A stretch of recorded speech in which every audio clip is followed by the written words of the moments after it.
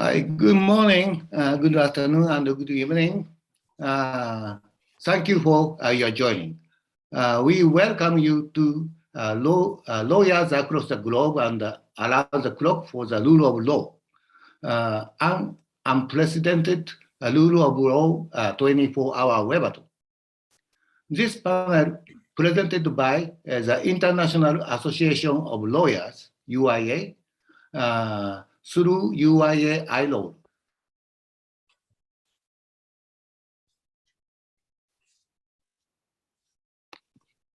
And Japan Federation Bar Association, JFBA. Will discuss prevention, protection, and prosecution, forced labor and current challenge to sustainable development. We are one of the 12 different panels being offered for 24 countries, continuous hours by bar associations worldwide to celebrate, address challenges, and defend the rule of law, all on this YouTube channel. The rule of law is a society's legal underpinning, guaranteeing human rights and creating economic opportunity and development. And we lawyers are often the first line of defense. The rule of law is not merely the stock and trade of lawyers. It is our core value. The universal commitment of the world's lawyers to rule of law inspired us and many other law societies to join forces and launch this first of its kind webinar. We are very proud to be part of it. Now, I'd like to introduce two organizers. They are giving you the opening remarks. First, Mr. Motoji Kobayashi from Japan Federation of Bar Association. He is a current president of Japan Federation Bar Association. Thank you, Higashizawa. Thank you for attending this webinar hosted by UIA and the Japan Federation of Bar Association. I also would like to thank all speakers. I am Motoji Kobayashi, President of Japan Federation of Bar Association. The JFBA is a nationwide bar association to which all lawyers in Japan are compulsory members. The mission of the JFBA is protect fundamental human rights, realize social justice, and support practice and activities of its members. The JFBA is honored to join with the other national and international bar associations in this joint effort to promote the rule of law and human rights. Today, I congratulate the 2022 Rule of Law webinar. This event is being held around the world for 24 hours to raise awareness among the legal community about the importance of rule of law. This event is also very timely as the world is currently facing very serious challenges to rule of law, such as war in Ukraine and humanitarian crises. The JFBAs have been collective member of UIA since 2019. I have already admired the activities of the UIA and the lawyers involved. As you know, the JFBA and the UIA co-sponsor several events at the 14th United Nations Congress on Crime Prevention with Criminal Justice held in Kyoto last year. The JFBA look forward to further deepening our cooperation with the UIA for the development of legal practice, the promotion of rule of law and human rights.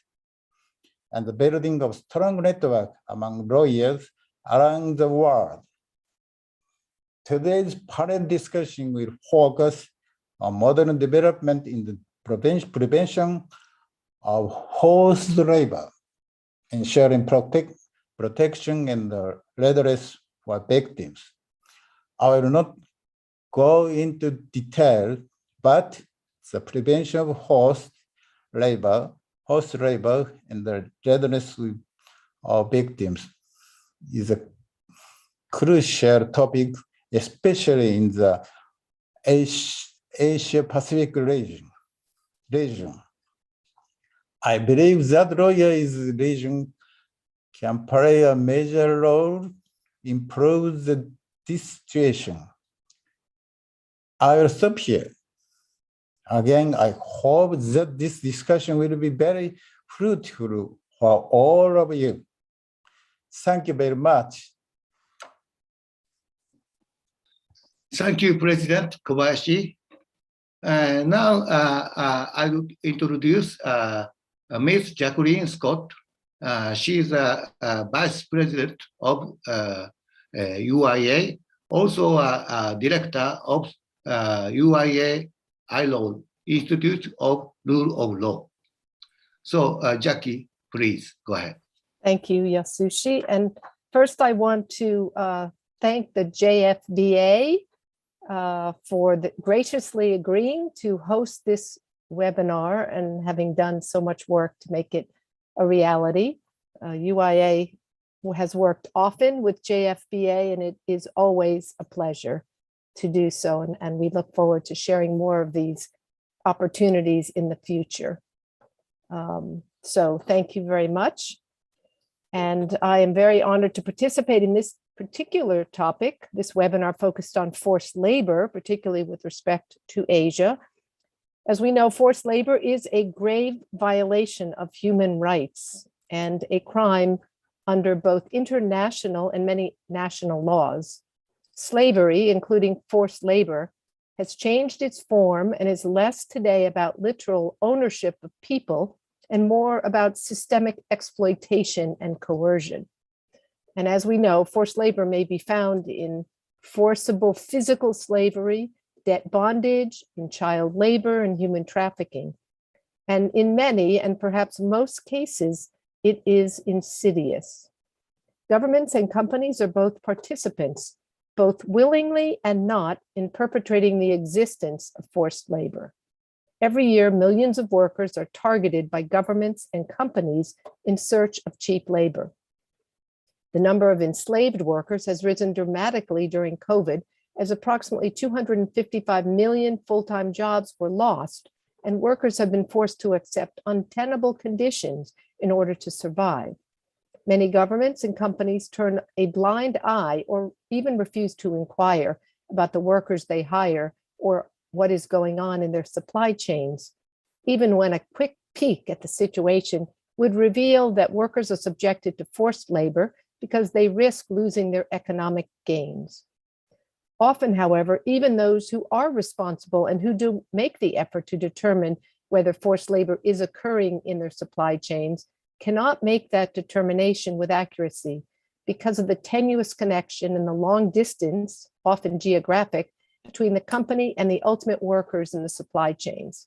Sometimes the barrier to the truth is a language one, as many workers in downstream supply chains don't speak the language of the ultimate hiring company or government.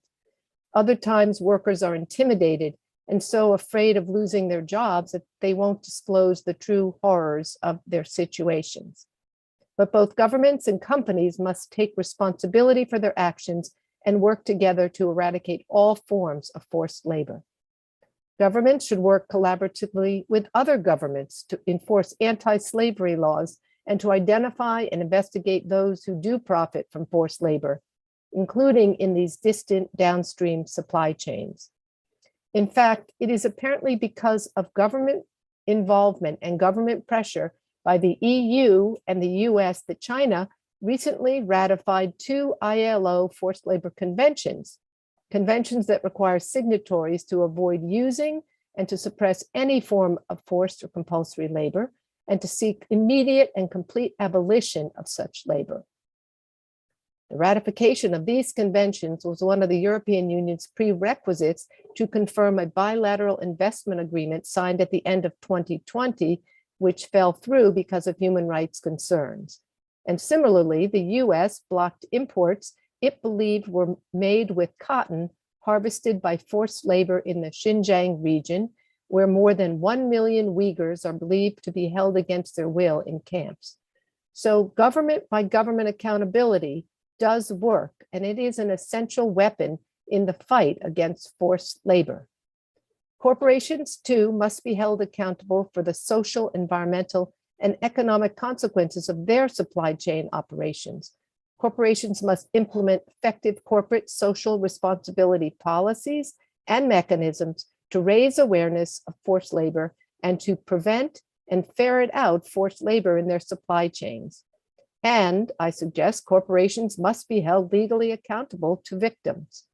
And it is we lawyers and judges who play an essential role in the protection of victims and their rights, as victims must be guaranteed access to competent legal representation and to independent judges who will hold perpetrators accountable and provide adequate remedies to victims.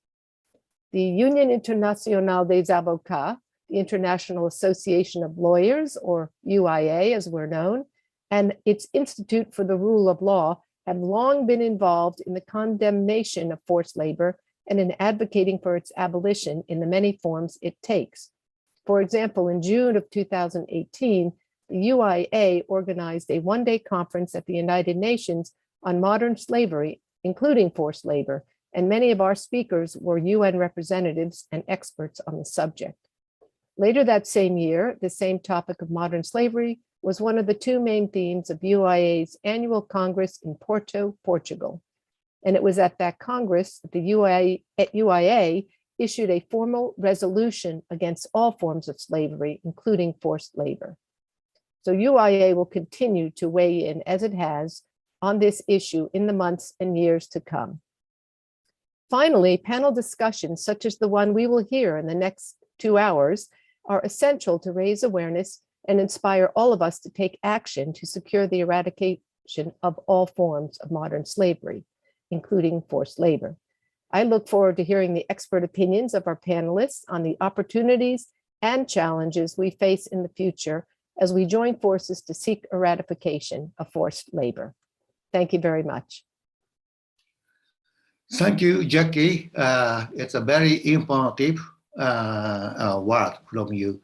And also, I appreciate activities of UIA concerning against the forced labors. Okay. Thank you. Now, I'd like to turn in the panel. Okay.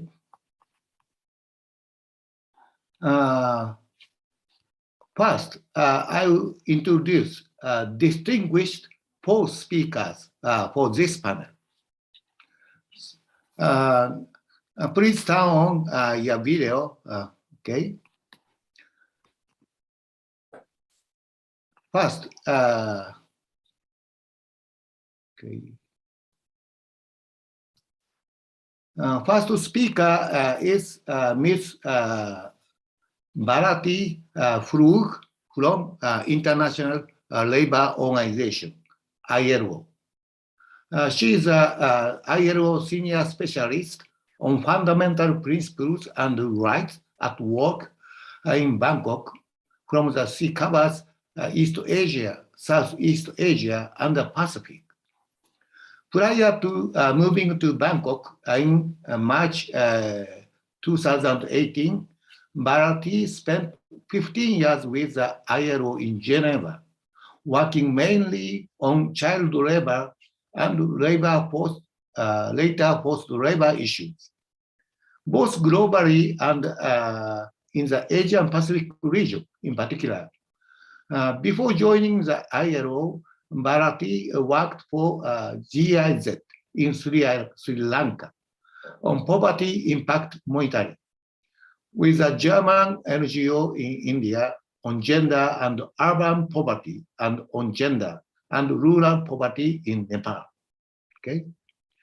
And the second speaker, Mr. Shyam Divan.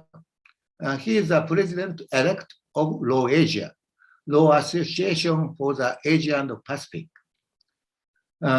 He is a senior advocate and the Supreme Court of India. Shyam Divan is a senior advocate and practice before the Supreme Court of India. His area of practice covers constitutional law and most branches of civil litigation, including banking, security law, arbitration, administration law, and environment law. He appears for citizens group in environment cases and assisted the Supreme Court as an amicus curiae in the Bharati case involving illegal iron ore mining in the forest of Karnataka. He received the 2021 International Privacy Champion Award from the Electronic Privacy Information Center for his role in a set of privacy protection cases. He is a co-author of the Environmental Law and Policy in India, and as author of the chapter on public interest litigation in the Oxford Handbook of Indian Constitution. Now, let me introduce Dato Shyam Ramachelvam, the co-chairperson of the Migrant, Refugee and Immigration Affairs Committee of the Bar Council of Malaysia. Lama is an advocate and solicitor of the High Court of Malaysia. He also served as a task force on the Independent Police Complaint and Misconduct Commission, and as the chairperson of Law Reform and Special Area Committee of the Bar Council of Malaysia. He was the chairperson of the Institutional and Law Reform Committee of the Bar Council. Also, he is a founding member of the National Human Rights Society, and presently serves as its deputy president. Dato Ramachelvam was appointed by the government of Malaysia in 2018 as a member of Independent Committee on Management of Foreign Workers. Lastly, let me introduce Mr. Kimitoshi Yabuki, immediate past vice president of the JFBA and immediate past president of the Tokyo Bar Association. Kimitoshi is currently the chair of the Bar Issues Commission of International Bar Association. He also used to be a chair of the Asia Pacific Forum and offers of other committees, officers of the other committees in IBA. In his private practice, Kimitoshi is a managing partner of the Yabuki law offices and specialized in international and domestic antitrust litigation and practice. He is the president of the Japan Competition Law Forum, the largest organization of antitrust lawyers in Japan, and the former chairperson of Asia Competition Association, the international organization in Korea, China, and Japan. He has been the professor of antitrust law at the Hitotsubashi University Graduate School of International Corporate Strategy until recently. He is a co-author of several law books and has written numerous articles on antitrust. Okay, I ought to have told myself. My name is Yasushi Higashizawa from Japan, belong to the Japan Federation of Bar Association.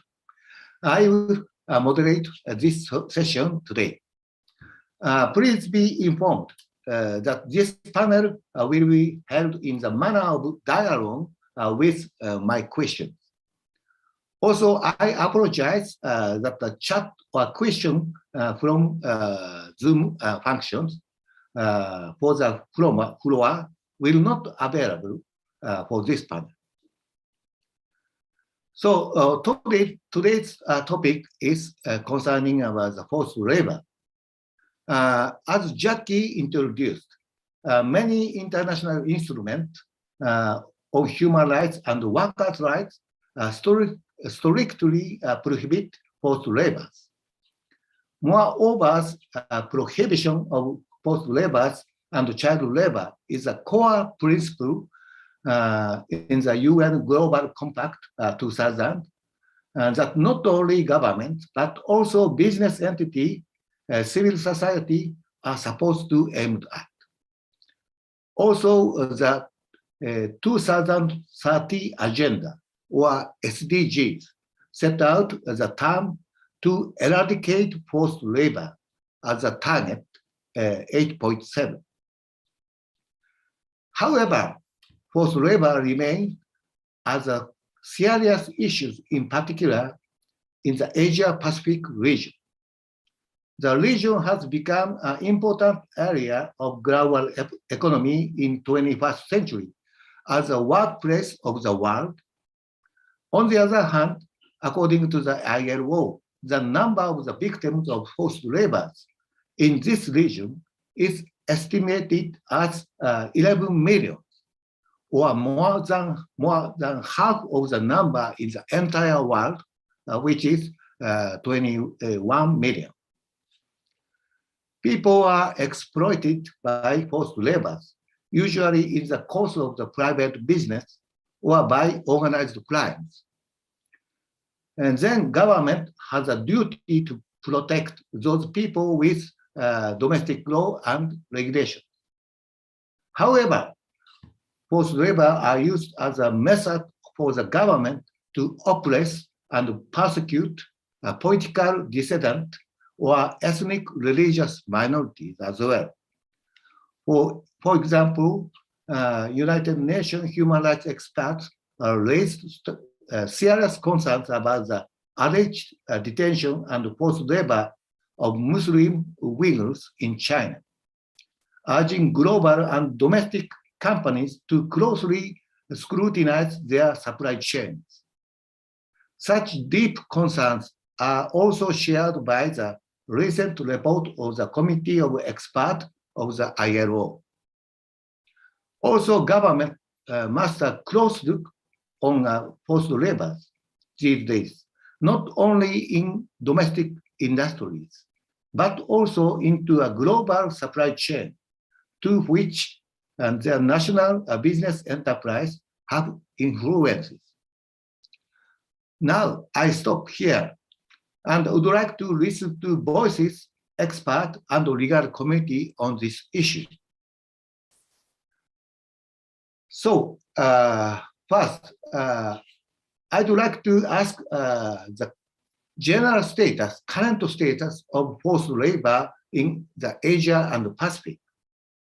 So, to begin with, Bharati, could you let us understand the current status of the issue on forced labor in the world, as well as in the Asia-Pacific region? Also, please explain what the ILO addresses the situation and how. Bharati? Thank you. Can you hear me? Yeah. Okay. Thank you.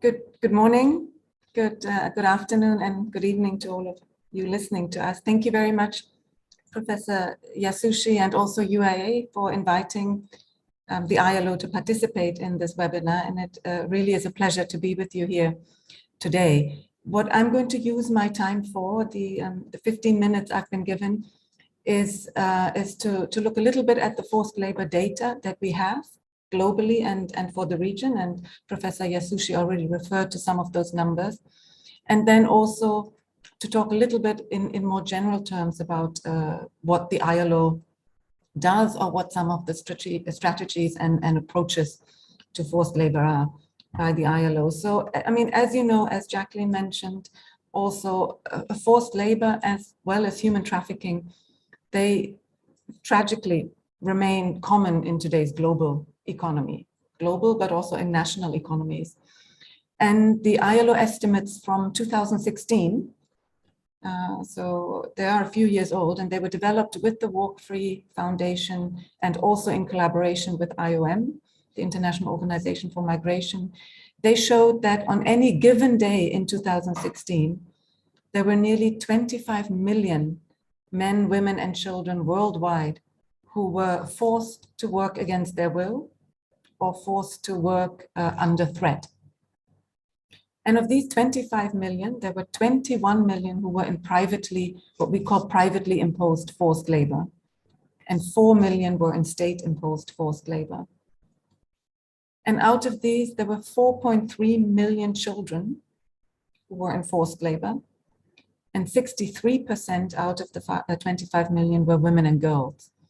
And here, what I do want to highlight is, and we know this, that women and girls, of course, are in particular subjected to commercial sexual exploitation when we talk about forced labor as well. Now, in terms of debt bondage, and this was also mentioned by Jacqueline earlier on, half of all the people in forced labor in the private economy were in some sort of situation of debt bondage.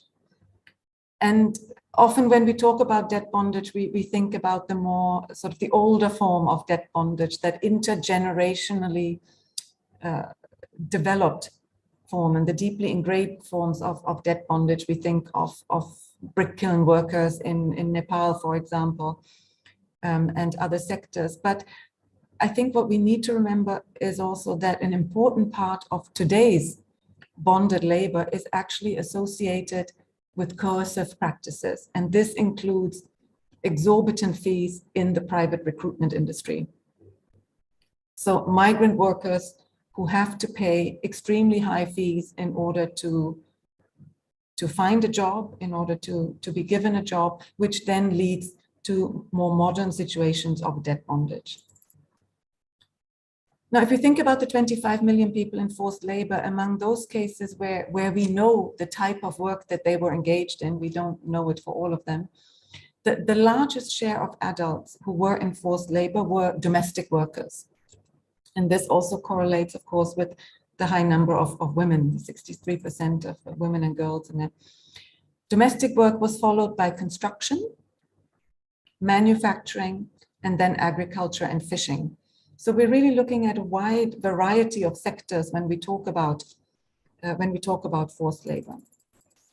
Now, for Asia and the Pacific, for forced labor specifically, looking at the 25 million, the prevalence of that is highest in Asia and the Pacific, where actually 4 out of every 1,000 people in 2016 were victims of forced labor, which is a very, very high number.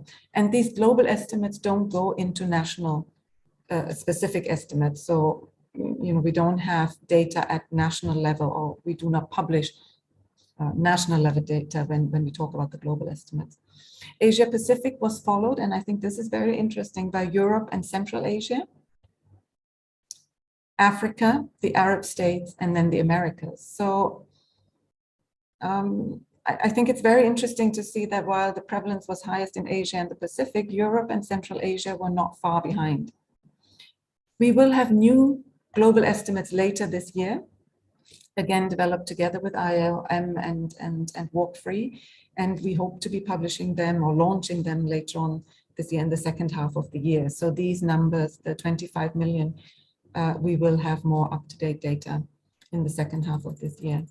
But I do want to take this opportunity actually to highlight that, yes, there is the number of people and victims of forced labor, but actually victims of forced labor around the world generate a huge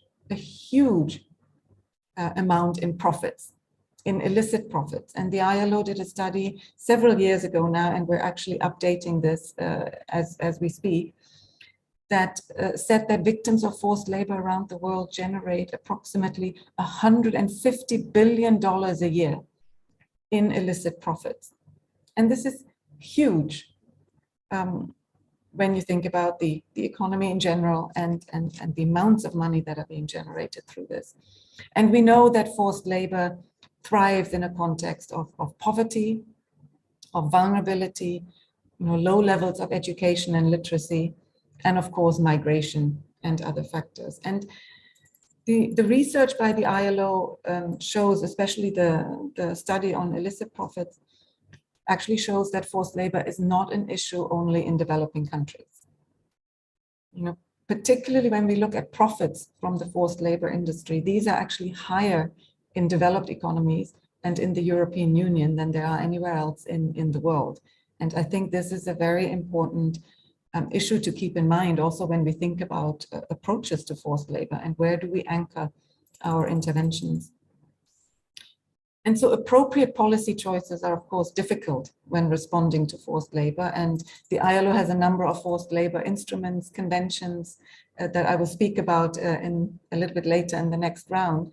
But I do want to mention here, and this links to what Jacqueline said earlier on, all these instruments on forced labor, the international labor standards, they really highlight that forced labor or slavery, modern day slavery and human trafficking as well, these are serious crimes and they need to be dealt with as such. But these instruments, they also make clear that we can't, or they cannot be eliminated only through criminal law enforcement, which is a very, very important part of what we do. But we do need a broad-based approach, with a strong emphasis also on prevention, on protection and remedies or access to remedies in addition to enforcement. So prevention, protection and remedies that complement strict enforcement. And of course, all of this then is based on a strong basis of international cooperation and social dialogue, our conversation with the social partners, with employers and workers, governments and other stakeholders. We know that the root causes of forced labor, they include, as I mentioned, informality. They also include a lack of access to social protection.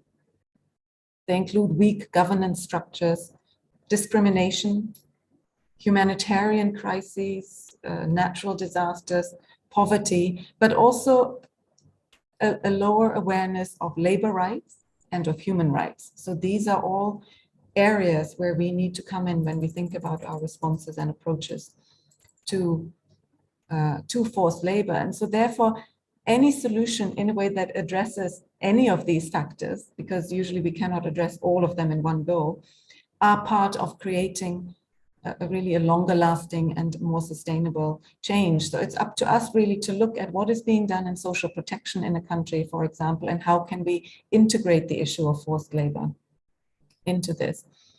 Now, in terms of the ILO, I will talk about the conventions later, but I do want to highlight that we also have the supervisory system. And one example here that I think is very well known is the example of Qatar, where, within the supervisory system of the ILO, there was a complaint against the state of Qatar.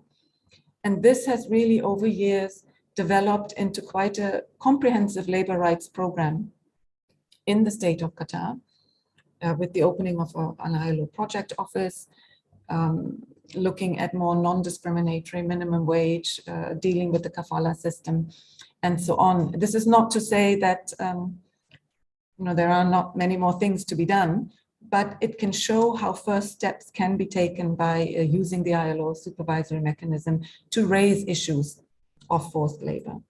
Then, of course, there's the issue of national policies, legislation, or action plans.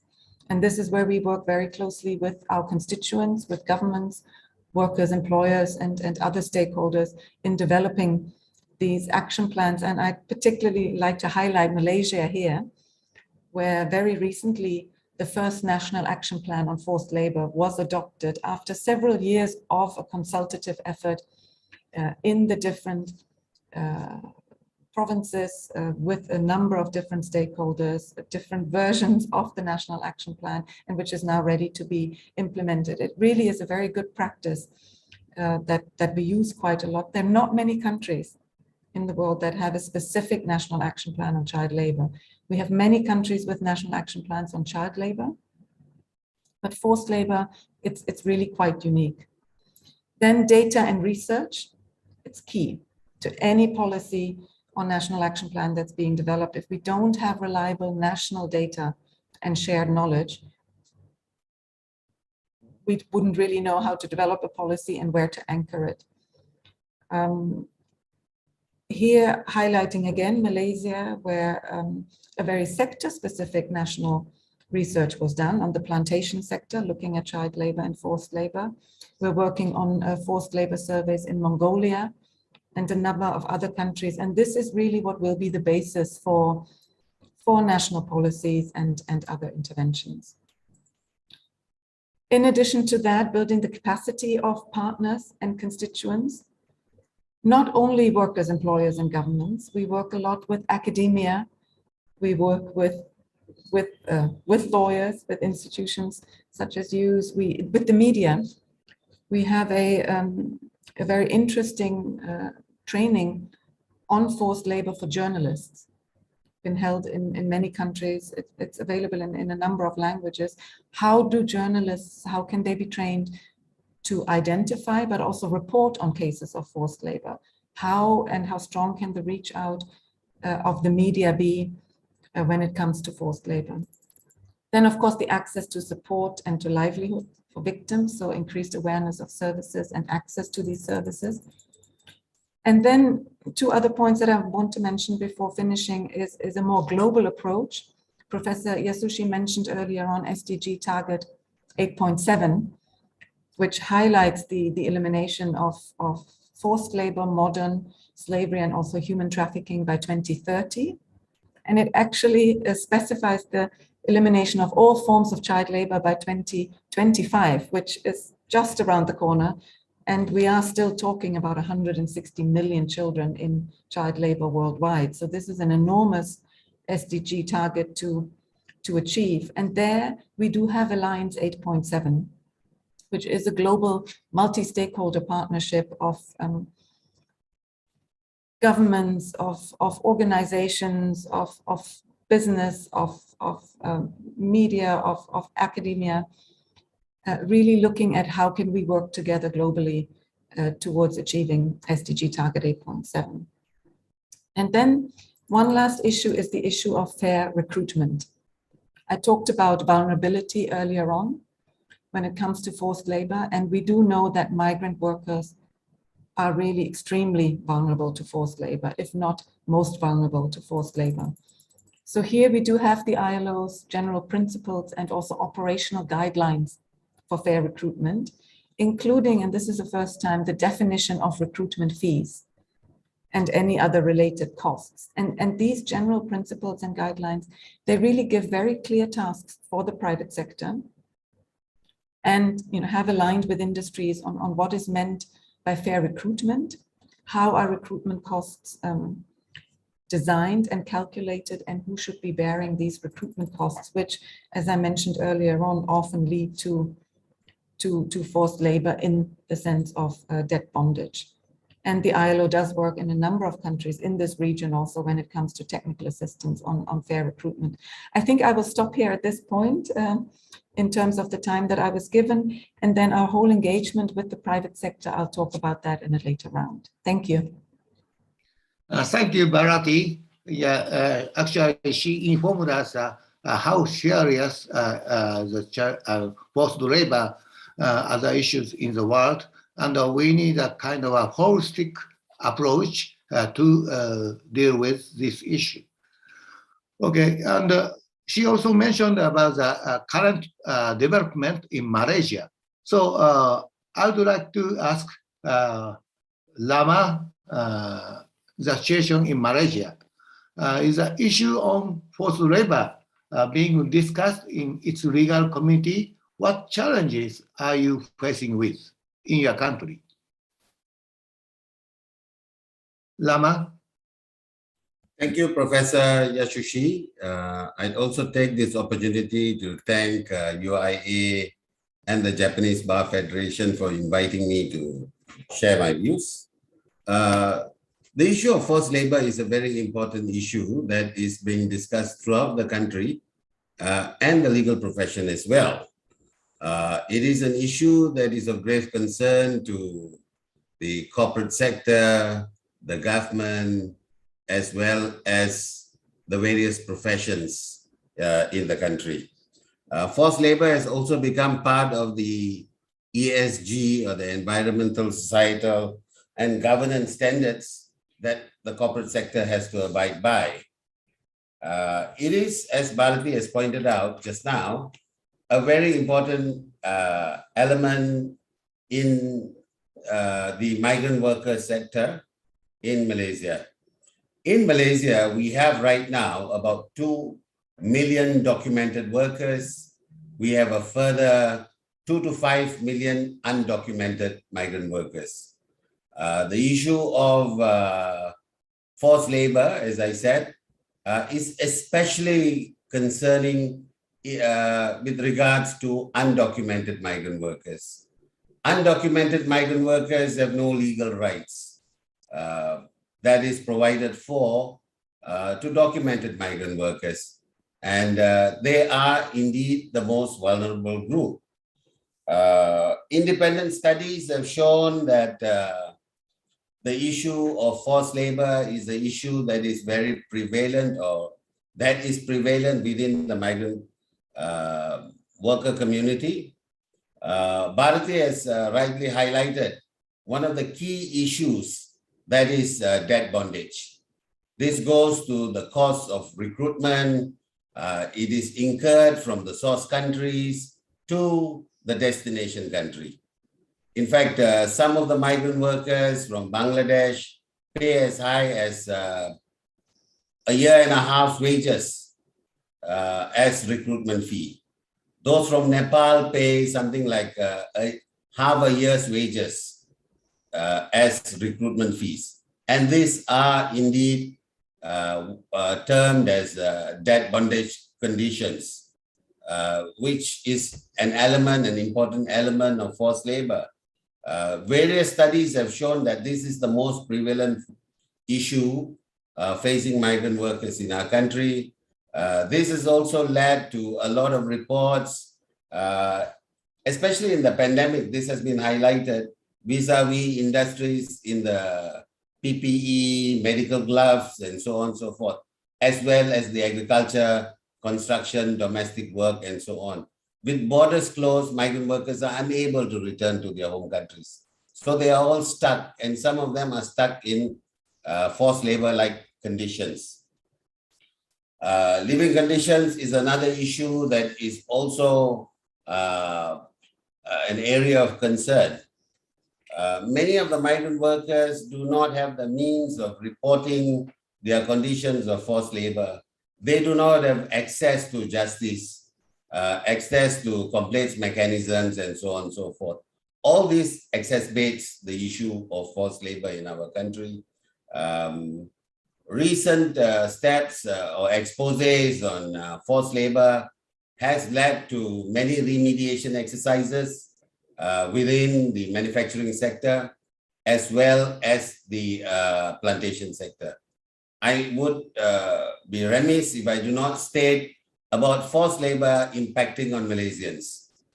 There is a small group of Malaysians who are now impacted by forced labor in Cambodia. Groups of Malaysians have been taken to Cambodia and held in forced labor conditions by criminal syndicates because of their language proficiency. They're able to talk Mandarin, and they are forced to be involved in criminal scams involving mainland China and the Chinese-speaking communities. A very, very small number has also come up vis-a-vis the farming sector in Australia. And the number of forced labor in Malaysia, amongst Malaysians, there exists, but extremely rare in the agriculture sector in remote areas. That's basically the state of affairs of forced labor and what is being discussed. It is an issue that is, as I said, not only discussed in the corporate sector, It's also discussed in government. It's also discussed in the professions. Government, especially in view of the various sanctions and so on and so forth, which we will be talking on later. With that, I would like to stop now. Thank you very much, Prof. Thank you, Rama. Yes. Now I'd like to turn to the Kimitoshi about the situation in Japan. Okay.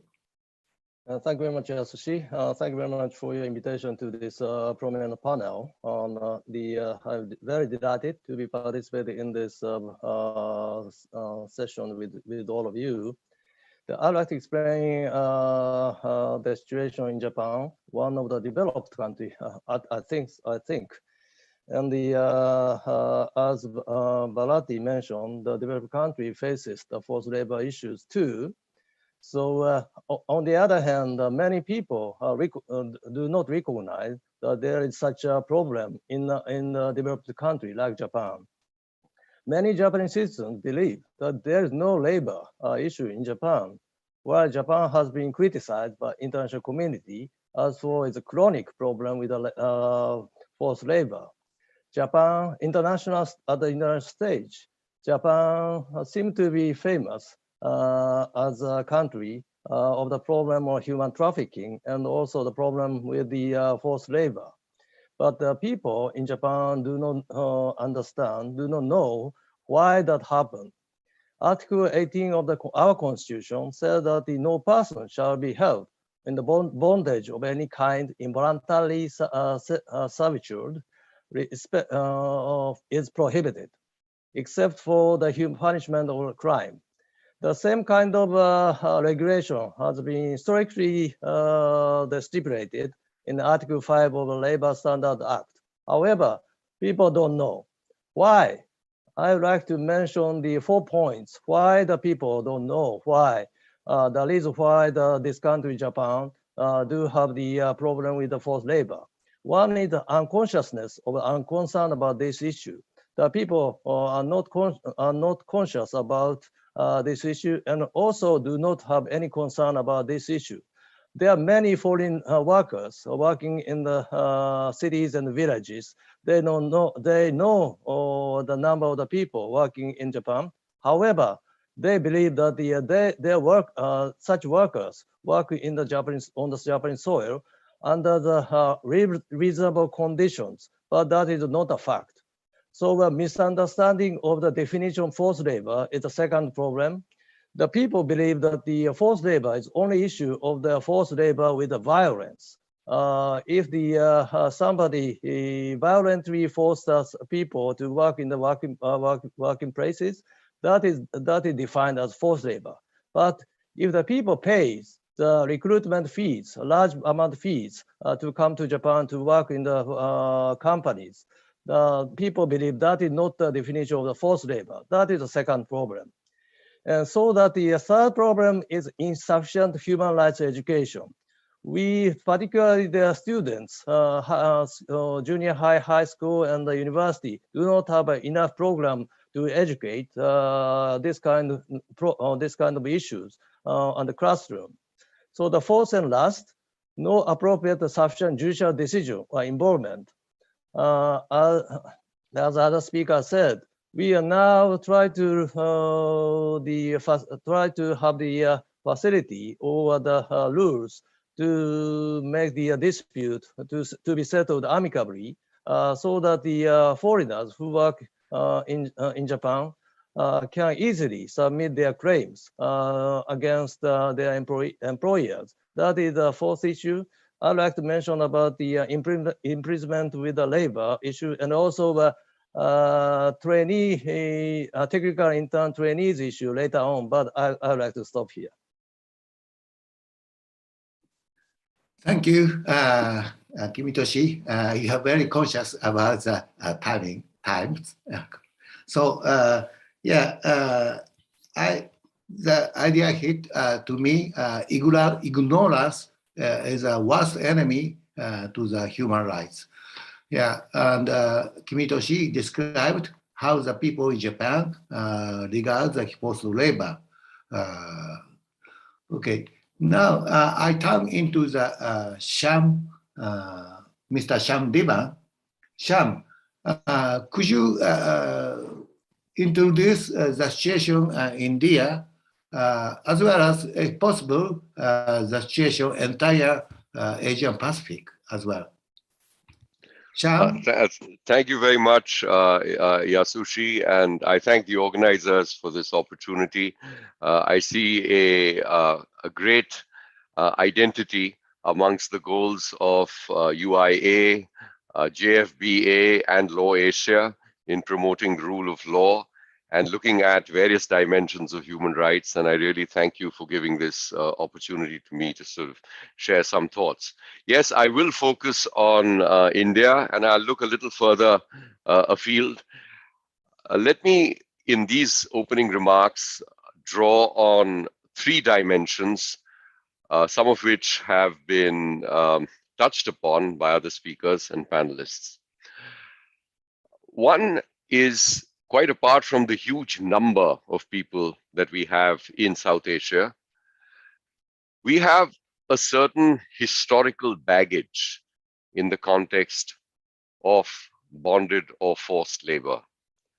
And the historical baggage I want to speak about initially to contextualize the real problem that we have in the South Asian region is something which you're all familiar with, which is the caste system. Now, the caste system at a certain level has hardwired for more than 2,000 years plus a certain a stratification within our societies. And amongst the elements of the caste system which are most restrictive is that you were compelled to follow the calling of your ancestors. You really didn't have a choice in the matter at all.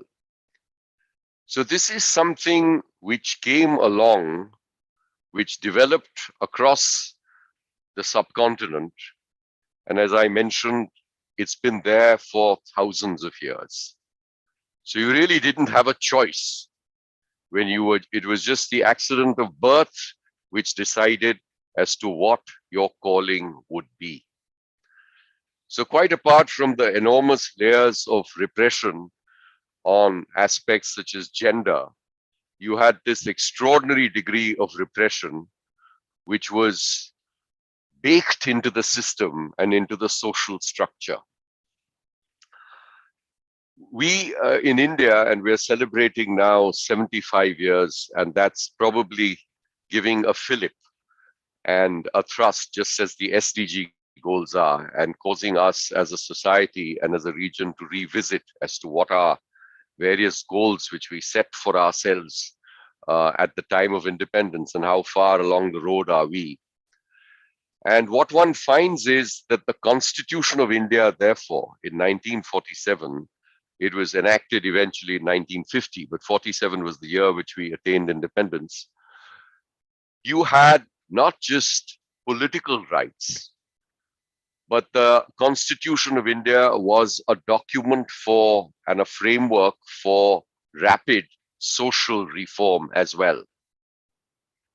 And we've been working this Constitution since 1950, and very high up in the order. Indeed, as we all commonly know, the fundamental rights are a key element in any constitution.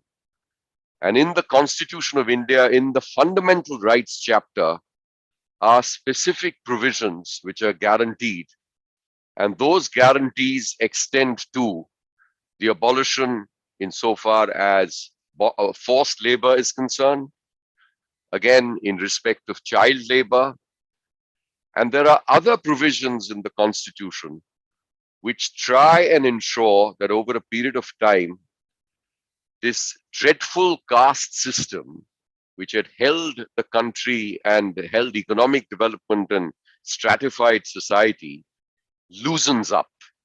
So there's a very strong, for example, affirmative action program, which is part of the Constitution of India, in what we term as scheduled castes and scheduled tribes. So there's the Constitution, and the Constitution has an appendix to it. It's called a schedule.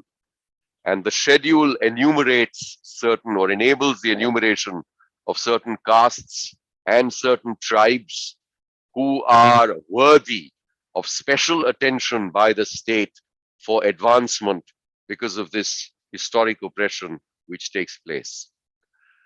So you have, on the one hand, this terrible caste system.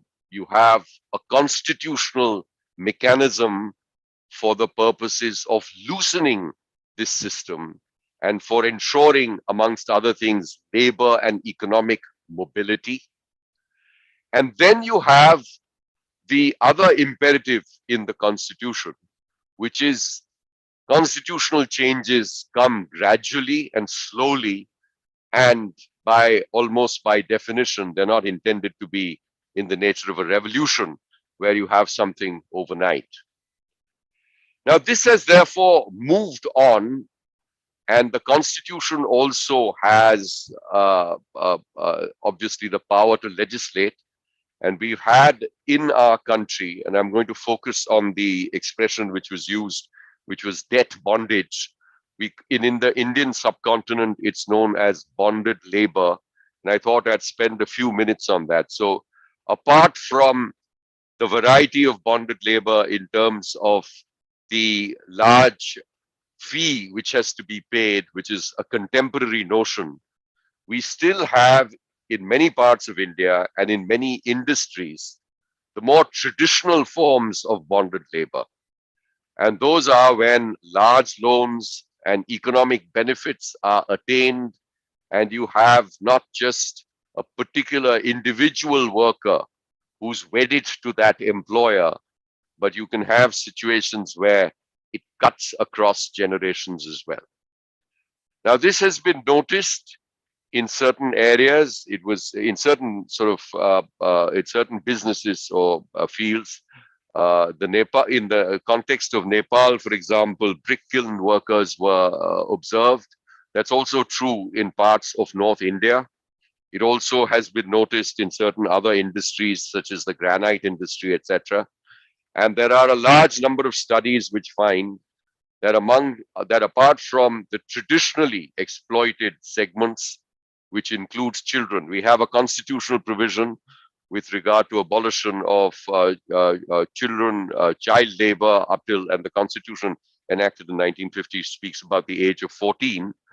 But this continues to be a problem in some parts of South India, in the textile industry, for example, and this has been documented as well. So what we notice is that while we have the law, while we definitely have reforms, while we definitely have progress in the form of gradual change, we are still nowhere close to attaining those specific goals which the Constitution itself pointed us in the direction of. That's number one. The SDG goals, 2025 and 2030 also are not very far, just around the corner. And so this is going to remain a very, very enormous task as we see it. There are positive developments which I will speak to in the next round of the discussions in terms of what our constitutional courts have done. But I think at the end of the day, while there is, if we just look at the statistics, a considerable sort of bleakness which kind of descends on the overall assessment, I think by and large, with improvements in education and improvements in economic opportunity, you see at least a trend line of hope and a reason for optimism. Thank you very much. Thank you, Shyam. He informed us the very long historical difficulties in India concerning the forced labor, but still they are experiencing gradual changes now, that which is very important. So now I'd like to turn the discussion into the much more legal aspect, such as legal framework as well as response from the legal community as well. Okay. So first, I'd like to ask Bharati about the current legal framework on forced labors. Maybe it's better to know what international law and norms says on the issue of forced labor. So, Bharati, could you describe the legal framework? Yes. Go ahead. Thank you. I think they'll be pulling up a short presentation. Now, yeah, there it is. I thought maybe for this particular part, it might be quite interesting to actually have some visuals also in terms of the conventions that I'll be talking about. So next slide, please. But so at the ILO, we talk about the fundamental principles and rights at work. And we do have 4 fundamental principles and rights at work, which are really core to the ILO. And Shyam also mentioned, the fundamental rights in the Constitution of India. So this idea of principles and rights that are really fundamental, that are non-negotiable. The first one, and it's highlighted here in yellow, is the elimination of forced or compulsory labor. That has always been a key and a core principle and right at work at the ILO. The second one is the abolition of child labor. There is the freedom of association and the right to collective bargaining. And then there is the elimination of discrimination at work. So these are the 4 fundamental principles and rights at work that the ILO refers to. And each of these are related to 2 conventions in the ILO. I mean, the ILO has many conventions, as we know, but the core conventions that we refer to, or the ILO fundamental conventions, are really the 8 conventions that are related to the 4 fundamental principles and rights at work. And as you may know, we do have a discussion ongoing currently, also at the International Labour Conference later on this month and in June, on whether there should be a 5th fundamental principle and right at work. That would be occupational safety and health.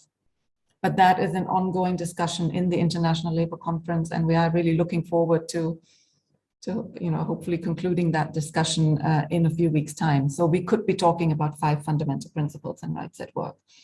Next slide, please.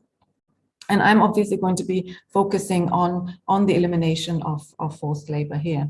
So there are 2 key ILO conventions when it comes to forced labor. There is Convention 29, the ILO Forced Labor Convention from 1930, and Convention 105 from 1957. So they're quite, in terms of age, quite old conventions. Something more recent is the 2014 protocol to the Forced Labor Convention that we refer to as P29, and a forced labor recommendation that goes along with it. So as you can see, between 1930, 1957 and 2014, there was a bit of a lull in terms of developing new international instruments on forced labor. I just want to briefly highlight the ratifications when it comes to these forced labor conventions. As you might know, the only universally ratified convention that we have as of 2020 is Convention 182 on the elimination of the worst forms of child labor, that all 187 member states of the ILO have ratified, and which is really, quite an achievement. Convention 29, the Forced Labor Convention, has been ratified by 179 member states, so a very high number of ratifications. Interestingly, out of the 8 countries that haven't ratified, 7 are in our region, in Asia and the Pacific region. So there's quite a lot of work to be done there. The 8th country is the US, of not having ratified Convention 29.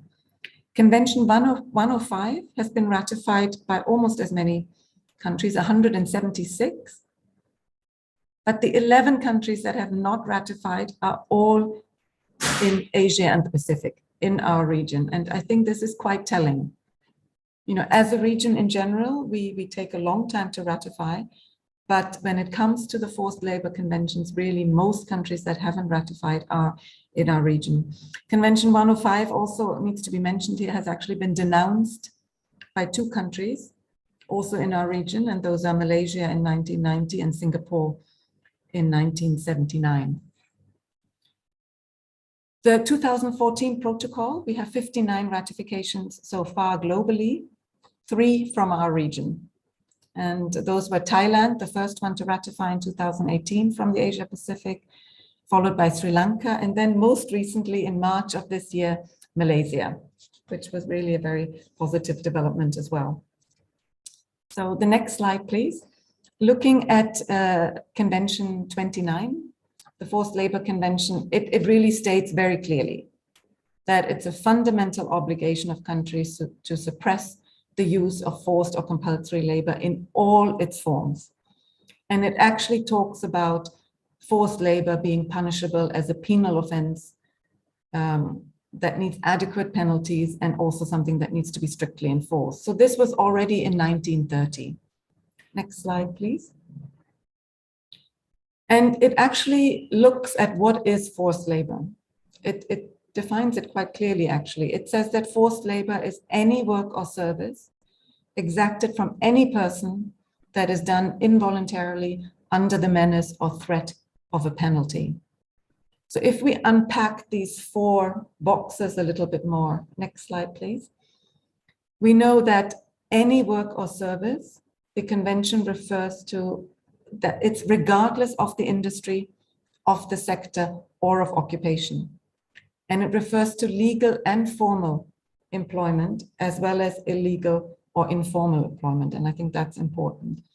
When it talks about any person, it is regardless of nationality and legal status. So here, documented and undocumented, as Dato was talking about earlier in the case of Malaysia. And specifically when we talk about migrant workers, we often talk about the undocumented. The menace of any penalty, it's about threats, it's about tying a worker to a particular company or employer. And the aspect of involuntary work is that a worker must consent to enter into employment. And this worker must also be free to leave at any time. Subject, of course, I mean, we all have, notices to give if we want to resign. So if there are any, rules like that we are bound to by national law or collective agreements, of course, those have to be adhered to. But it is the concept that a worker, that he or she is free to leave that particular employment at any time. Next slide, please. And so the convention also talks about what is not forced labor. So it tells us what is forced labor, but what is not forced labor. So compulsory military service is not considered to be forced labor under Convention 29. Normal civic obligations are not considered to be forced labor, and neither are contributions done in emergencies or minor communal services, communities coming together in the case of a natural disaster, for example, or other instances. Those are not seen as forced labor. Now, when it comes to prison labor, it's not considered to be forced labor when it is carried out under the supervision and the control of public authority. So as long as it's not done for private individuals, companies, or associations. And then also now we talk about, of course, a decent and appropriate wage being paid to those in prison who carry out prison labor. Next slide, please. Now, looking at Convention 105 from 1957, the Abolition of Forced Labor Convention, it goes into a little bit more depth, and it actually highlights that no form of forced labor or compulsory labor should be used for the following 5 reasons. So as a means of political coercion or education, or as punishment for holding or expressing a political view or an ideological view that could, for example, be, against or opposed to whatever has been established at a political, social, or economic systems level. It cannot be used as a method of mobilizing, and it cannot be used for purposes of economic development. And here we can think about, for example, cotton picking in Uzbekistan is a very well-known example in terms of using forced labor or having used forced labor for the purpose of economic development. It cannot be used as a means of labor discipline or as a punishment for having participated in strikes. And it cannot be used as a means of racial, social, national, or religious discrimination. So this convention, in a way, is very, I find personally, very forward-looking as well. You know, it has actually encompassed many areas that we deal with today, where we do find forced labor or for which forced labor is being used. And already in 1957, it said forced labor cannot be used for these. Next slide, please. The convention also, well, jumping to the 2014 protocol, so something a little bit more recent, it was felt that, you know, looking at the two conventions, how can we actually, you know, looking at today's world also, how can we make them a little bit more operational? You know, what does it take to encourage the implementation also of these conventions? And so the 2014 protocol very clearly, it reaffirms the forced labor definition in Convention 29, so nothing has been changed. But it actually talks about specific, you know, action that should be taken against trafficking in persons, for example, for the purpose of forced labor or compulsory labor. And it highlights that member states need to take effective action or measures to prevent and eliminate forced labor, to provide victims protection, and this is important, this is the first time we refer to this, access to appropriate and effective remedies.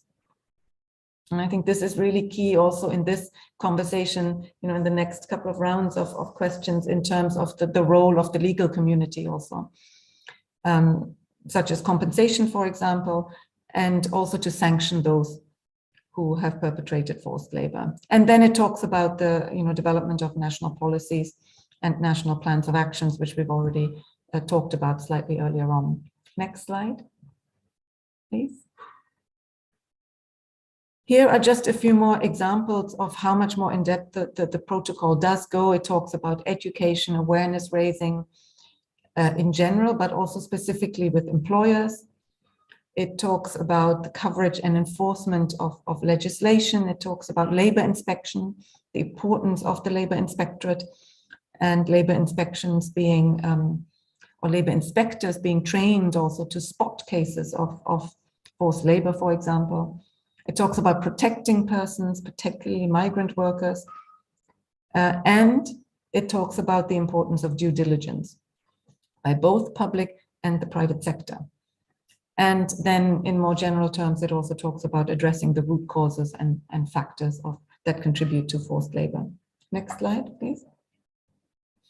Now, what I did want to highlight also is we do have the conventions and the protocol, but the ILO has also developed indicators of forced labor, and we have 11 indicators of forced labor that are listed here. There is a very easy publication that goes along with this, and I'd be happy to share the link later on if there is an interest. The key questions that, and these indicators were developed really to help those who work in the field of forced labor, those who are at the forefront really, be it labor inspector, be it social workers, be it teachers, be it medical staff, agricultural extension workers, to train those and to help them to spot cases of forced labor. Now, the key questions that we have to ask ourselves when we look at these indicators are, has the worker entered into employment voluntarily? When we identify any of these indicators, are they free to leave employment as they like? And are there any penalties or threats that are used to keep workers from leaving their employment? So it's these indicators that go along with these key questions.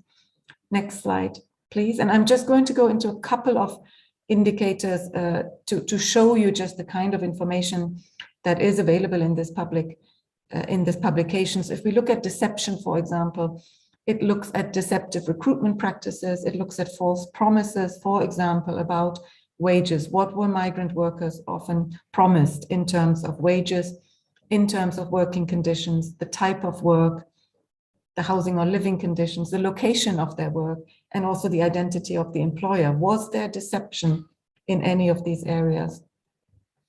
An important issue here is that we found children often end up in forced labor because of false promises made to their parents. So parents are being told, we will provide education for your child, we will make sure that your child goes to school, we will treat her or him as a member of our family, and then in reality, she or he will be in domestic work and will actually become a child domestic worker without access to any education or any salary in that sense as well. Another example, the next slide, please, is that of restriction of movement. Here, the indicator looks at, for example, are workers locked up in factories or dormitories?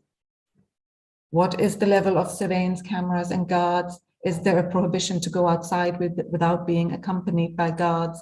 So what are the different levels of the restriction of movement? And then the third one I wanted to, just as an example, look at is isolation.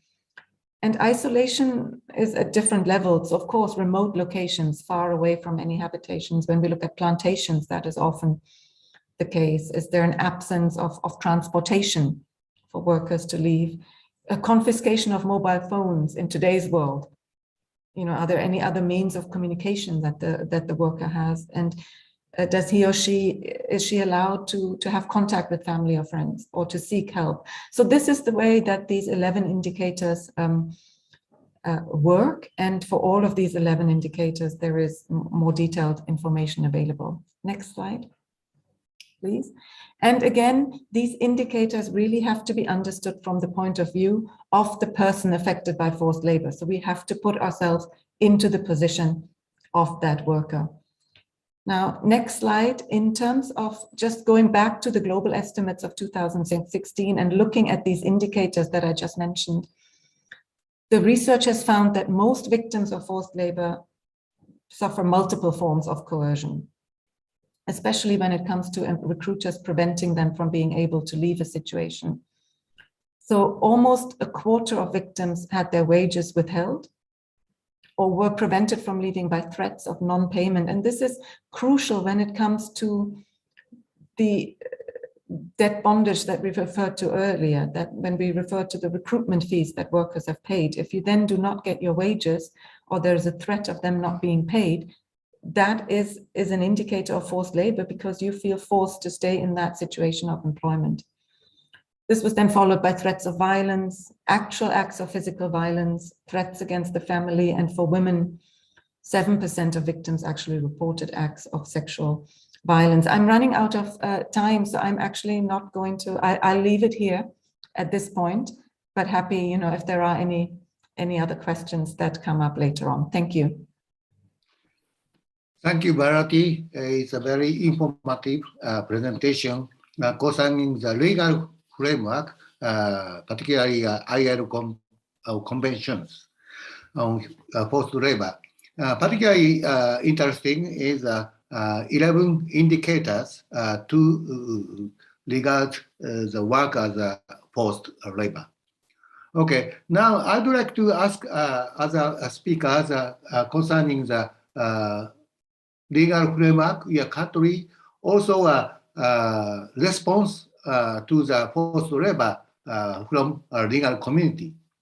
First, I'd like to ask Rama about the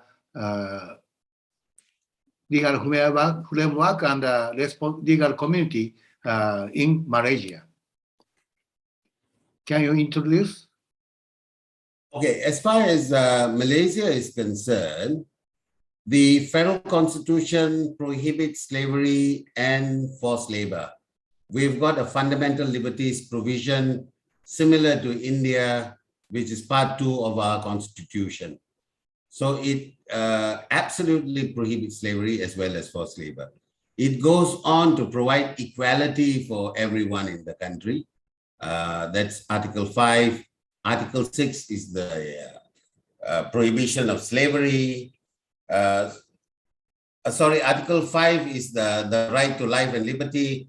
Article 8 is the provision on equality before the law. It doesn't distinguish between citizens and non-citizens. In our penal code, which is, I think, used throughout the Commonwealth, Section 374 of the penal code actually outlaws forced labor and makes it a penal offense.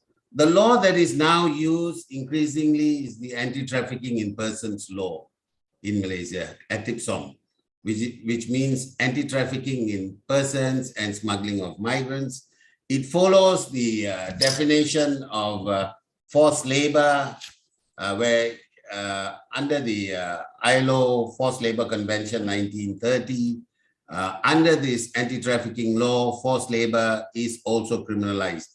We have several other laws that also looks into or impacts on forced labor. For instance, the National Minimum Wages Order, which applies equally between nationals and non-nationals, as well as the Workers' Minimum Standards of Housing and Amenities Act, which applies across the board for those who provide employment and accommodation. The various ILO conventions have been adopted by Malaysia, Convention 29, the Palermo Protocol. We also have the ASEAN Convention, which is also adopted by Malaysia. I'd just like to respond to Bharati's issue on Malaysia denouncing Convention 105. We have denounced because of the criticism regarding prison labor. That is why Malaysia took the position, because there was a difference of opinion between ILO and Malaysia on what constituted prison labor, and therefore Malaysia denounced the ILO Convention on Forced Labor in 1990. Primarily, the anti-trafficking law is used throughout Malaysia on anti-trafficking issues. I would like to, as you have raised the issue about what the legal community does in terms of assisting victims of forced labor, the Malaysian Bar has set up a dedicated committee, the Bar Council Committee on Migrants, Refugees and Immigration Affairs. This committee looks into specifically on the issue of forced labor. It engages the various players or state actors on the issue of forced labor. We work very closely with the ILO Bridge Project in Malaysia. We have an ongoing program to train consular officials, especially labor attaches, as well as consular officials on forced labor and other migrant and labor issues. There is an ongoing program that we have with ILO, which is very successful. I believe ILO has replicated this program in Bangkok and Singapore as well. This was a program that started in Malaysia. We also provide free legal assistance through our Bar Council Legal Aid Centers for migrants and victims of forced labor. When forced labor issues are reported to us, we very closely work with the law enforcement officials to report it to the law enforcement officials on forced labor issues. We also provide trial observation services, or in Malaysia, we call it watching brief for cases involving forced labor. We also work together with the, MAPO, which is our Malaysian anti-trafficking association or organization of the government to assist forced labor and trafficking victims to obtain financial redress. That is something that we do. We also work with other bar associations at the regional level. In fact, we initiated a meeting of various ASEAN bar associations on migrant issues to discuss migrant issues, including forced labor. We also work on a regional basis with the Lawyers Beyond Borders organization on forced labor as well, on various migrant issues, including forced labor. Those are the basic things that the Malaysian bar does. We will continue to collaborate, and we'll be happy to collaborate with the Japanese Bar Association, with Lawasia, as well as UIA on matters relating to forced labor in the region and at the national level. Thank you very much. Thank you, Rama, for very encouraging words. So now I come to the stage, Japan. Kimitoshi, could you explain, introduce legal framework as well as responses from the legal community in Japan? Thank you very much, Yasushi. I would like to mention about two issues. One is prisoners, and the other one is foreign laborers in Japan.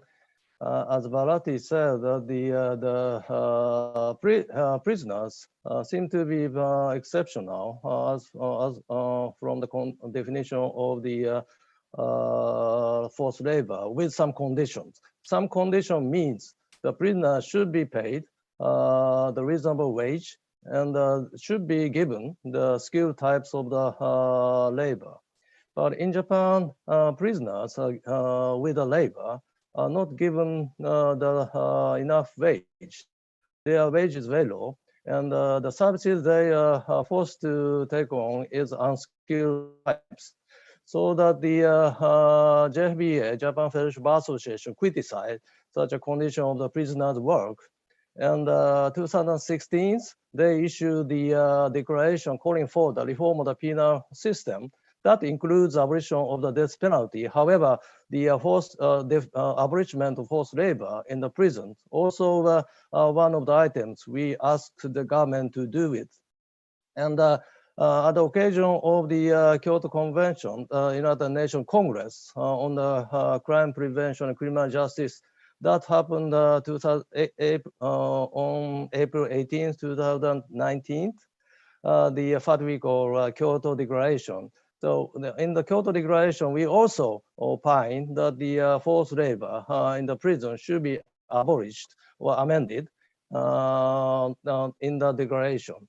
And our purpose is very simple: amend the code, penal code, to abandon the two-track system with or without labor, and introduce a wage system from the prison work, which will contribute to the recovery of the offenders' humanity and their reintegration into the society, which means skilled types of the labors and also the enough wage to be given to the prisoner. That is the request we ask the government to deal with in the future.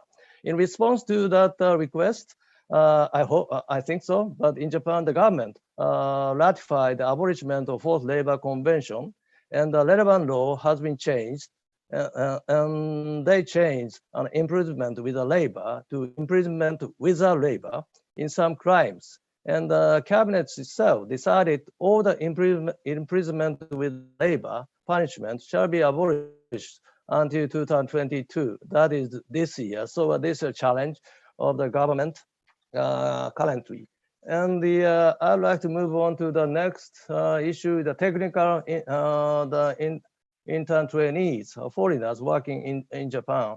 As I said, Japan accepted the technical intern trainees since November 2017, when the Act of Technical Interim Trainees was enacted.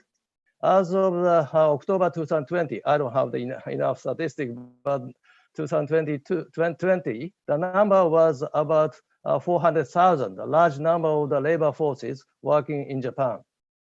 Criticism coming from internationally, UN Committee on the Elimination of the Racial Discrimination, and also the US State Department of State, that is categorized as a forced labor in Japan. So they asked the Japanese government to amend the regulation, the laws, to rectify the situation of the foreign workers.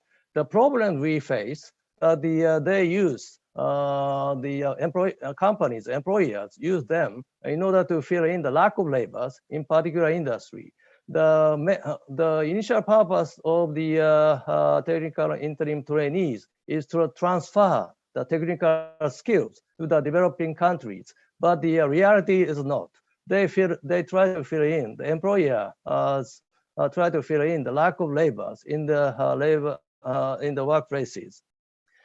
And the regulation does not allow them to be accompanied by their families and not allowed to change their workplaces. If they would like to change, the employers, because of the unreasonable labor condition, but they are prohibited by the law. And also they need to pay the employees, need to pay the large the recruitment agent fees to be introduced to the workplace in Japan. That is a kind of monetary force, monetary obligation in which they have to work in Japan in the particular companies. And more importantly, the Japanese government has ignored these problems, so that the currently JFBA, our association, issued the opinion in April this year, titled Opinion Regarding Abolishment of the Technical Interim Trainee System and Reform of the Specific Skills System to the Amendment of Immigration Control Act.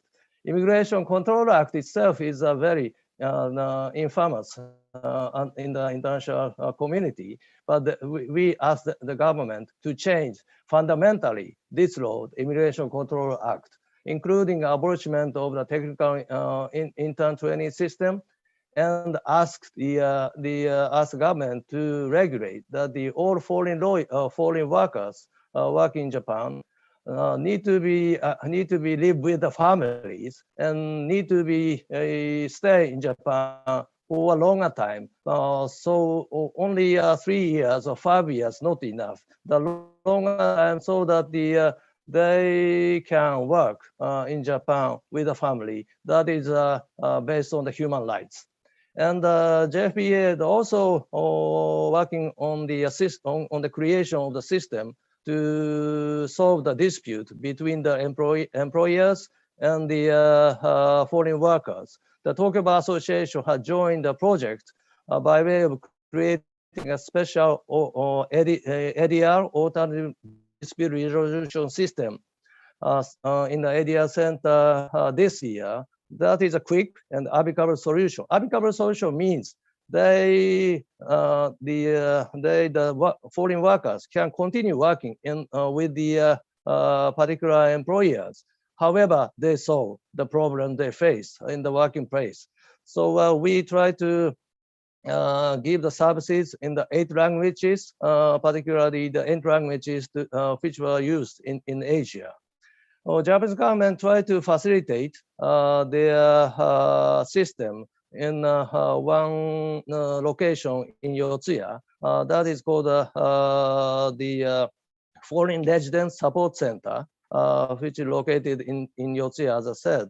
That is regarded as ecosystem to deal with the dispute between the companies, employers, and foreign workers. So we, Japan Federation Bar Association, also the local bar association, try to strongly encourage our government to rectify the current situation to stabilize foreign lawyers working in Japan. That is the Japan situation. Thank you. Thank you. Yes, yeah, your bar association has been working so hard to address the forced labor issues in your country. So lastly, Shyam, could you introduce the response from your legal community? But we don't have enough time, so maybe you sum up in less than 10 minutes, okay? Yeah, sure, I'll do that. Very quickly, in terms of the, I like the expression legal community, because I think the tilt insofar as the response in India is concerned has come more through the agency of our constitutional courts than the work specifically of bar associations. So it's essentially individual lawyers and firms who have approached the constitutional courts to try and solve or address some of these issues. So we've had a series of cases which fall under the broad description of public interest litigations. Most of these cases came up in the 1980s and 1990s, and at some point sort of continue at a certain level. These cases don't close and end, but they are, so there is a case which took up, for example, the bonded labor problem, which was prevalent in parts of North India. This was directly taken up by the Supreme Court of India, which is the highest court in the country. And they sent commissions, inspectors in terms of court-appointed commissions, as well as, of course, collaborations with the governmental agencies who were turning a blind eye towards this widely prevalent abuse in terms of bonded labor. But the task before the court was much more than just identifying and prohibiting, because as you all can imagine, there was an economic element over here, and therefore there was an element of rehabilitation, which was also involved. And so the court was willy-nilly drawn into this whole process of not just having an embargo, but ensuring that there was an element of rehabilitation insofar as the persons who were rescued is concerned. So we've had cases which have been fairly specific concerning these types of forced labor. We've had general human rights groups, which have civil liberties groups, which have again approached the court process using the assistance of public interest lawyers to petition our constitutional courts, shine a light on a particular problem which is occurring, and secure directions, court-mandated directions, which then push the government agencies into ensuring that there is some element of, that there is a more rapid realization of the legislation and the constitutional goals. So that's one element. The second is the Constitution, as I mentioned, already has specific provisions. So we have Article 23, for example, which prohibits human trafficking and forced labor and makes contravention punishable as mandated by law. We then have specific legislation in that regard. There is a prohibition in the Constitution under Article 24 on child labor. And then there's a very important provision which is not so much in the nature of a fundamental right, but it's in the nature of what we term as a directive principle of state policy. So this is what the government should be working towards. And Article 42 provides for provisions for just and humane conditions of work. So that broad policy prescription of just and humane conditions of work enables or requires actually governments both at the federal level as well as the state levels to ensure that better practices are employed. I might just flag finally two elements. I think the Constitution of India is interpreted by our constitutional courts as an organic constitution. It grows as a tree would. It has new branches which come up, and there are new discoveries to be made at every point of time. There are two elements of the Constitution. There are two values in the Constitution which are mentioned in our preamble. And as a practitioner, I see that over the next few years, these are two values which are likely to be unlocked. We haven't had much jurisprudence on this, but I see the courts moving in the direction. So one of those great and profound values which has a bearing on our subject today is dignity. The Constitution of India in its preamble promises dignity, and we are gradually developing a dignity jurisprudence with directions. And I think in terms of fair labor practices, dignity is crucial and vital. And the other sentiment, which was, I think, expressed by one of the speakers, which is also a value mentioned in the Indian Constitution, which is being unlocked and tapped for the first time by our courts, is fraternity. So I think there's an element of fraternity, of brotherhood and sisterhood, of dealing with citizens and not just citizens of the state, but other human beings with dignity. And I see a potential here, therefore, for the legal community to be contributing towards this very important subject through further development of principles, and not just development of principles, but also delivering on the ground by enforcing through court orders and court mandates, so that you have some of these excesses are eliminated. Thank you. Thank you. Finally, I'd like to invite Bharati. Any response from IRO concerning the activities of legal communities? But just a very few words. Yes, just a couple of words maybe. Listening to this, I mean, I think for us, for the ILO, the collaboration with the legal community is key. Yeah? And I do like, as you said, Shyam, also the term legal community is, for those of us who are not lawyers, it's a nice term because it allows us to work in a broader sense. No, and there, I think particularly when we look at Protocol 29, I think there is a very strong role to play for the legal community when we look at the protection of victims, of course, but also when we look at remedies, you know, such as compensation, access to justice, enforcement, but also I think international cooperation. So something like this, how do we take this perhaps to the next level? How do we get, you know, the tremendous work that's being done at national level? We work a lot, as Dato Ramachelvam said, with the Malaysian Bar Association, with the Mongolian Bar Association. How can we actually perhaps take that to a regional level? How can we take the good practices and experiences from Malaysia, the National Action Plan, the only one in the region, you know, on forced labor? How can we take that to other countries that might be interested? And what role would the legal community play there? I think the legal community has a role in encouraging countries to ratify P29. You know, like I said, we have only 3 in the region. So again, Malaysia just ratified, and it was a very, very important event for many of us in March of this year. So how do we get other countries? How do we use the experience of Malaysia in coming to a ratification of this Protocol 29, perhaps for other countries?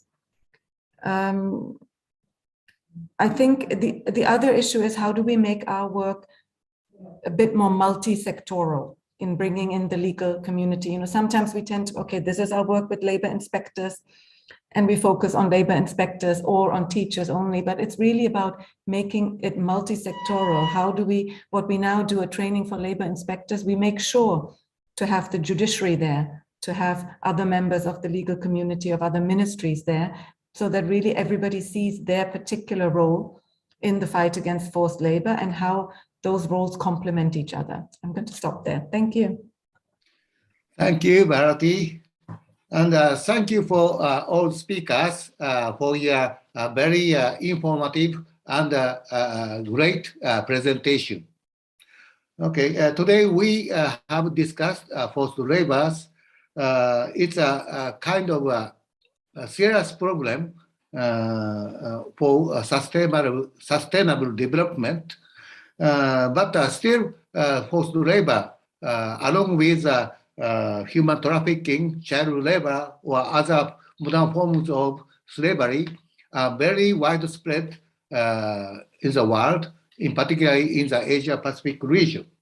So, as Bharati responded, legal community can do more to address this situation, in particularly give a remedy for victims. So thank you, the panelists again. And dear other participants, thank you for joining us for this panel.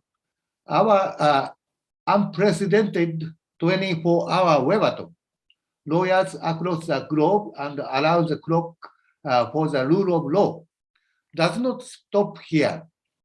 At the top of the hour, we'll go live to join the International Association of Young Lawyers, AIJA, and Emirates Lawyers Association for a panel discussing a case for global climate justice.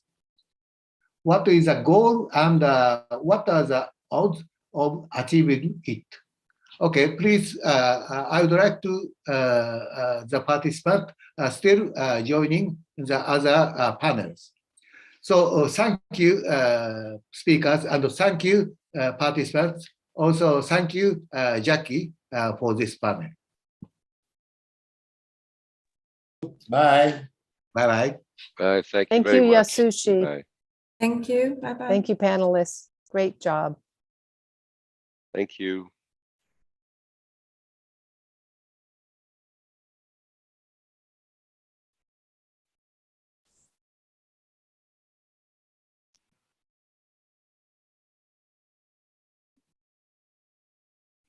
Okay, Bye. bye.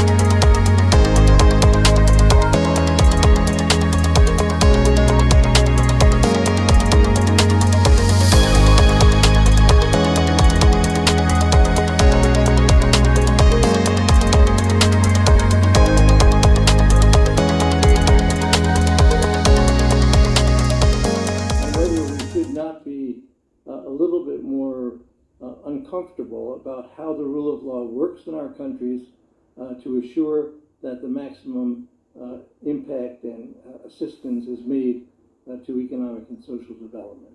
We hope and trust that you will all participate. The 12 panels during the day will be very well thought out and carefully prepared, and we look forward to your participation. Thank you very much.